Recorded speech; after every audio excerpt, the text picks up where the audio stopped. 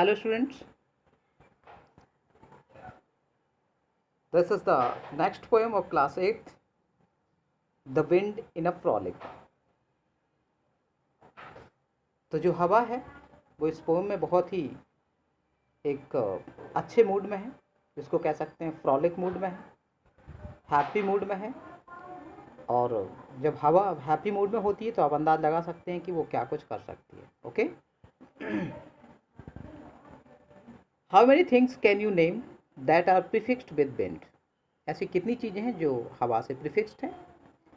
Right the names for these pictures. और ये सारी चीज़ें यहाँ पिक्चर्स हैं वो हवा से रिलेटेड हैं, जो प्रीफिक्स्ड हैं, जिनका बिना हवा से कुछ नहीं हो सकता। ओके, तो now let's read the poem. The wind one morning sprang up from sleep, saying now for a frolic, now for a slip.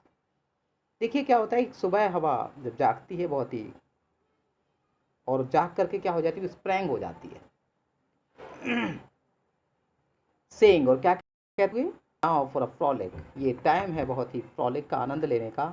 Now for a leaf, और ये उछलने का टाइम है। Now for a madcap galloping chase, और ये है जो है ना, उस समय वो एक सन की स्वभाव की हो जाती है। गैलोपिंग चेस, वो उछलने लगती है और चेस करने लगती है। I will make a commotions in every place, वो कहती है कि मैं हर स्थान पर क्या कर सकती हूँ, कमोशन, उथल पुथल मचा सकती हूँ। So it swept over a vessel right through a great town, cracking the signs and scattering down. इसलिए वो हवा जब आगे बढ़ती है टाउन की तरफ तो सब कुछ हसल बसल हिला देती है। And cracking the science, scattering down, और जो भी साइन बोर्ड वगैरह जो लगे होते हैं, जो पोस्टर वगैरह लगे होते हैं, सबको क्रैकिंग कर देती है, सबको हिला देती है, तोड़ देती है। The shutter and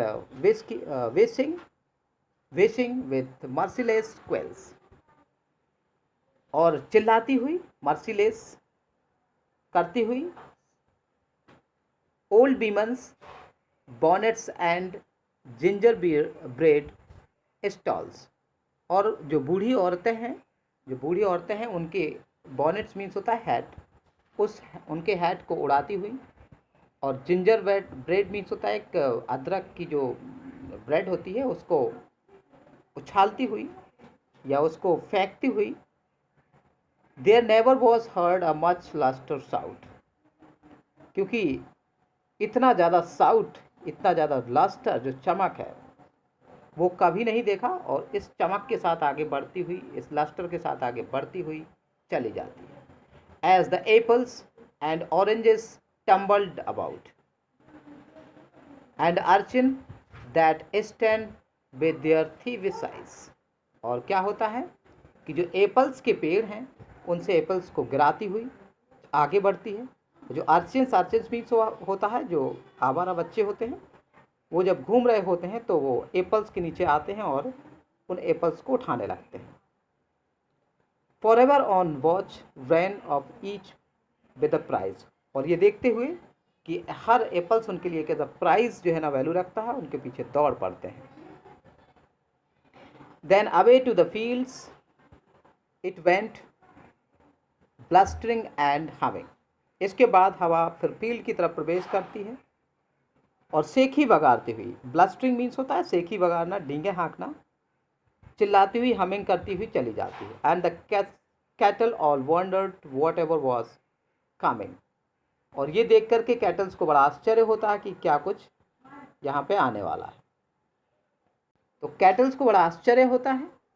it plugged by their tails and gap matronly cows, और क्या होता है कि उनके पूंछ से जब हवा निकलती है तो वो पूंछ उठाती हुई।